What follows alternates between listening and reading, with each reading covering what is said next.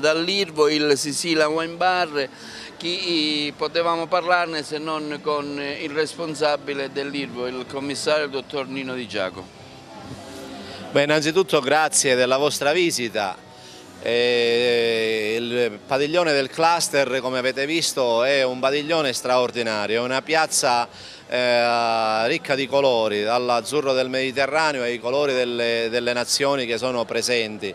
Non potevano mancare, ecco, i vini siciliani. Abbiamo allestito una enoteca siciliana con tutti i vini dei nostri produttori, dove ogni settimana mettiamo in degustazione i vini che sono inseriti nel palinsesto. Siamo partiti con quelli delle isole, quindi in questi giorni c'è stata una grande degustazione dei vini di Pantelleria, di Favignana, di Ustica e delle isole Eolie. E poi man mano proseguiamo con tutti gli altri vini che rappresentano il territorio della regione Sicilia.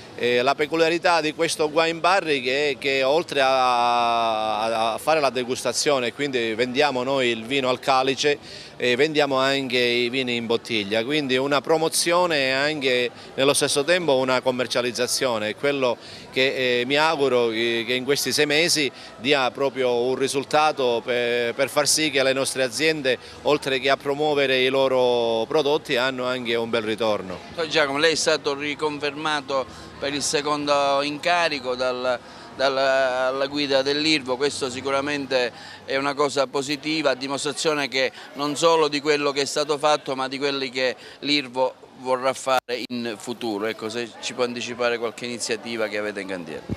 Ma guarda, la prima bella risposta ce l'ha data il governo regionale e l'Aula in questi giorni con l'approvazione della finanziaria, che hanno riconosciuto finalmente qual è il vero ruolo dell'Irvo. Dopo 4-5 anni hanno rimesso in posta di bilancio i fondi necessari per far sì che i nostri dipendenti siano sicuri e che ogni fine mese prendano lo stipendio, e quindi questa è stata una bella scommessa vinta in un momento di spending review, in un momento che hanno cercato fondi da tutte le parti, hanno salvaguardato l'istituto, perché voglio ricordare che l'istituto è un ente di ricerca, ma è un ente che fa certificazione per quanto riguarda l'imbottigliamento della DOC Sicilia. 25 milioni di bottiglie della DOC passano attraverso la nostra tracciabilità e certificazione, così anche gli altri vini, e questo ci permette di avere un introito che lo dirotteremo prima per pagarci i debiti e poi possibilmente dopo, quando avremo finito,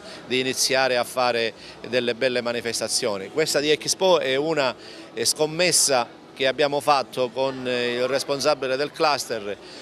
Non è facile stare 6 mesi in un luogo a promuovere il proprio territorio, ma con i sacrifici che faremo con tutti, iniziando dal sottoscritto per poi finire anche agli enologi che assisteranno alle degustazioni, cercheremo di dare il nostro meglio per promuovere sempre il vino siciliano nel mondo.